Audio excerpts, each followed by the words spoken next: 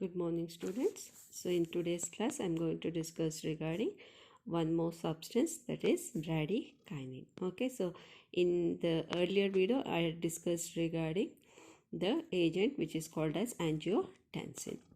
Okay, so today I discuss regarding bradykinin. Okay, so normally this bradykinin, it is a non-peptide.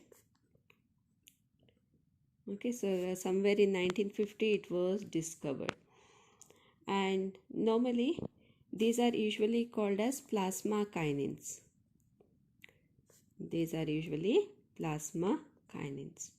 Okay, normally because they usually belong to the class of, usually they are called as kinins. Okay, because they are usually vasodilatory substance, or they got vasodilatory effect. The starting material, so already I had told this earlier, the starting material is normally called as precursor. The precursor for this bradykinin is, it is usually known as kininogen. Okay, and by the action of the enzyme they usually produce this bradykinin. Okay, so normally along with bradykinin there is one more substance that is formed, which is known as kenin. Okay, and these agents most commonly they act via beta 1 and beta 2 receptors, and these receptors are usually G protein coupled receptors. They are usually G protein coupled receptors. Okay, so normally once they are formed, so normally there will be rapid metabolism of these particular agents. Okay, so normally if we take the formation, like how it normally occurs, as I told, this is the flow chart. Kininogen in the presence of kallikrein, I told, an enzyme. Okay, so this kallikrein is in the inactive form, that is pre-kallikrein, which is normally activated for kallikrein, and this normally produces bradykinin. Okay, so this is the path for the synthesis of bradykinin. Once it is formed, then it is metabolized by the enzyme which is known as kininase 2. Okay, and this kininase 2 normally produces the inactive peptides. So this is the formation as well as degradation of this bradykinin. Okay, so normally the pre-kallikrein, I told, the enzyme, it is normally activated by the clotting factor, factor 12, which is normally called as the Hageman factor. Okay, so this normally gets activated, that means the bradykinin to form normally occurs wherever there is tissue injury and when they come in contact with the surface where there is negative charge. Okay, so usually like the area where there is presence of collagen, basement membrane, bacterial liposaccharides, or the urate crystals. Okay, so normally these bradykinin, these are normally formed from high molecular weight kininogen. So the kininogen, I told, it is a starting material, but this is normally high molecular weight substance, and that is normally formed in the presence of the enzyme which is known as kallikrein. Okay, once it is formed, it shows its action and is rapidly degraded by kininase enzyme, where it forms the inactive peptides. Okay, so this is the synthesis and degradation of this bradykinin. Coming to the actions of these agents, the first action is on cardiovascular system. Okay, so whenever you give this agent, these are usually potent vasodilators. So normally vasodilator property is more than that of histamine, what we have discussed earlier. Okay, so normally when there is dilation, this dilation is normally mediated by endothelium dependent releasing factor. endothelium dependent releasing factor. Okay, because this factor normally releases nitric oxide. It releases nitric oxide, and as I told, it is a vasodilatory. So normally the dilatory effect is more on the arterioles. Okay, so normally when we say arteries, we have got small arteries and large arteries.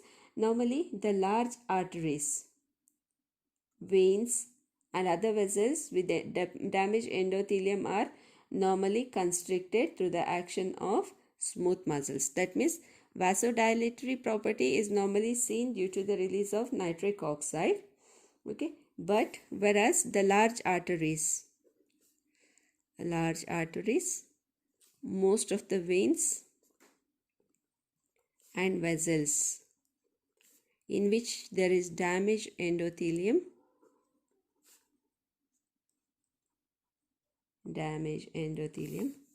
are constricted by the action of smooth muscles. That means large vessels are normally constricted by bradykinin while compared to that of the smaller vessels. Okay. On the other hand, it also releases histamine. Bradykinin is responsible for release of histamine. On IV injection, it causes flushing, throbbing headache,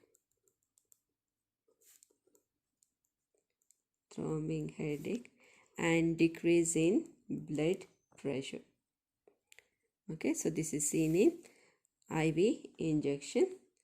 It is also known to increase capillary permeability, similar to histamine.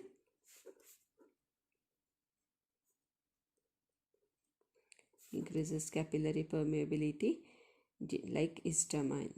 Okay, so what happens when the capillary permeability occurs? There will be exudation and inflammation. Exudation as well as inflammation at that particular site. Okay, so whenever there is exudation, that normally leads to edematic condition. Okay, but the same bradykinin, if it is given by intradermal injection, then it produces wheal and flare. The action is similar to that of histamine. Okay, so this is first action. The second action is on smooth muscles.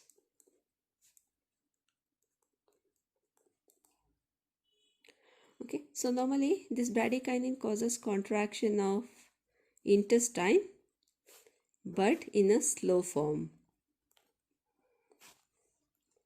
Contraction of intestine occurs, but it is in slow form.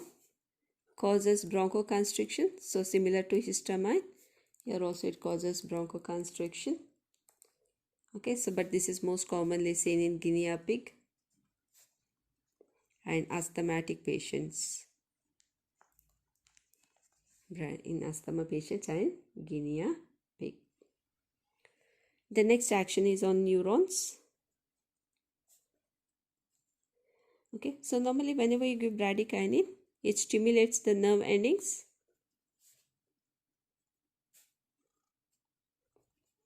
It stimulates nerve ending. So what happens is it is responsible for transmitting pain and also causes burning sensation. It stimulates the nerve ending and also transmits pain and produces burning sensation. Okay, so normally you should not apply at the site where there is blister, because it again causes pain and burning sensation. Okay, and because it acts on the neuron, it is also responsible for release of noradrenaline. So noradrenaline, normally it is released by sympathetic nervous system. So what happens is the sympathetic activity will be most commonly seen, and normally there will be increase in the permeability of blood-brain barrier. The last effect is on kidney. So normally this bradykinin is known to increase the renal blood flow. Okay, so since the renal blood flow is increased, it increases excretion of sodium and water.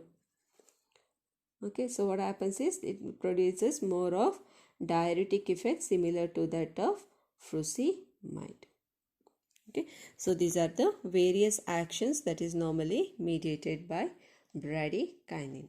Okay, so there are some pathophysiological roles of this bradykinin. So I'll be discussing in next video with one more substance. Thank you.